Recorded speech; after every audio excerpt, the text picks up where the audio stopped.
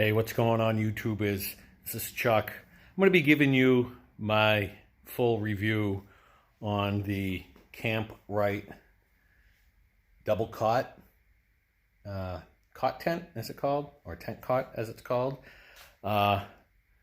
Really not overly disappointed in this product. A lot of great points, and I think the bad points kind of outweigh the good points, unfortunately, and I'm going to give you my full review right now. So let's start off with the exterior. The exterior design is you have the poles. Obviously, if you're watching this, you know a little bit about them. They have support poles that pull them up to make it a tent, and then you get the rain fly over it. Okay, the rain fly worked amazing. The two issues that I found kind of minimal, but one is, if you ever noticed on the windterial, tent cot actually has two poles that prop up the rain fly in case you want to get in and out to make it easier. The Kamp-Rite doesn't come with it, and it doesn't even come, if you can see on the inside, with the tie-ups for like the inside when you zip up the screen, and the outside of it. It doesn't even come with roll-ups to actually hold this open in case you want to air your tent out with just a screen down. You can't, because this is always going to stay up. So you can use, I don't know, you can use some clothespins or something, but I think that's something that they should their research and development should go back and take a look at that, to try to either get the awning poles or even just simple tie-ons for it. I would suspect that they don't do that because it's a rain fly and there's going to be a seam on it, but you can weatherproof the seams, obviously, with Gore-Tex seams. Okay, so that's one issue. The other issue, if you come here to the side, okay, they have vents on both ends of them, okay? So inside these vents along the seams is foam, and supposedly it says you can form it and shape it and hold.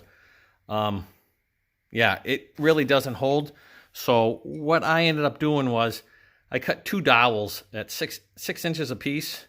I don't know what size dowel that is, maybe a 1/4 inch, whatever the diameter.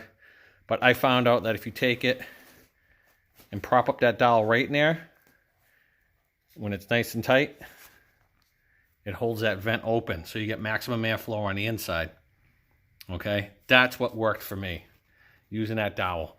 Obviously, it's not holding in place right now because I don't have everything tied down. I just wanted to get this set back up. I just got back from a hunting trip out in central New York for a few days, and I just wanted to do an overall review because I told people I was going to do it once I'm done with it.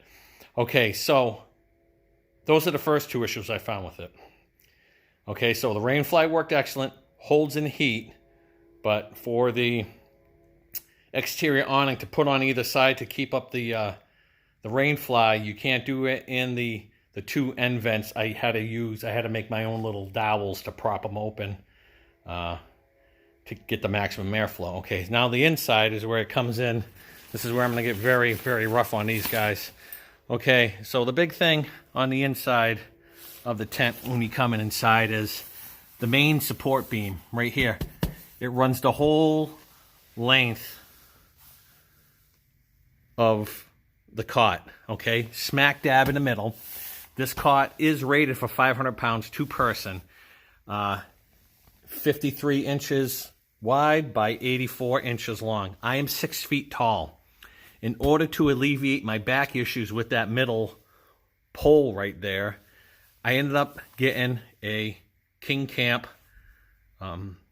not king size, but the double size air mattress. This is I think 2.5 inches thick once it's inflated, and it still didn't alleviate any issues with that pole.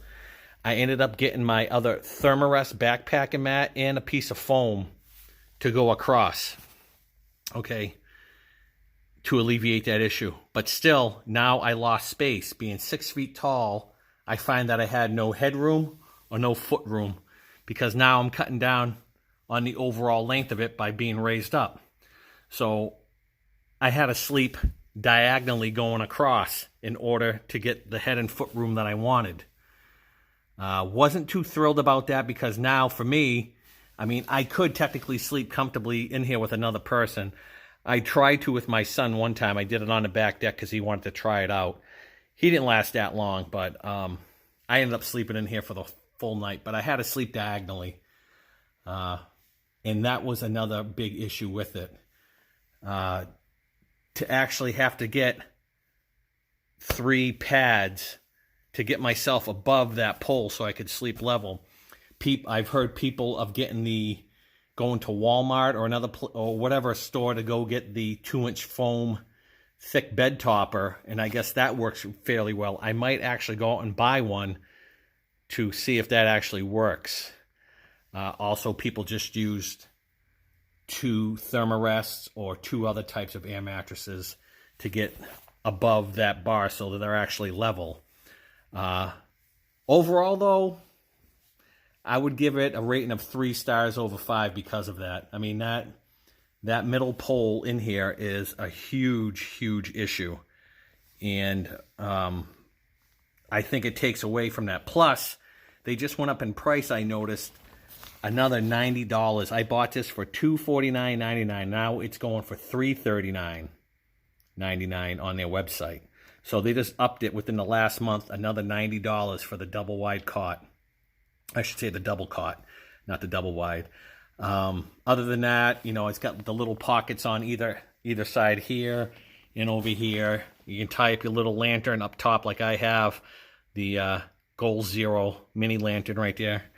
And that's, you know, all I have to say about that.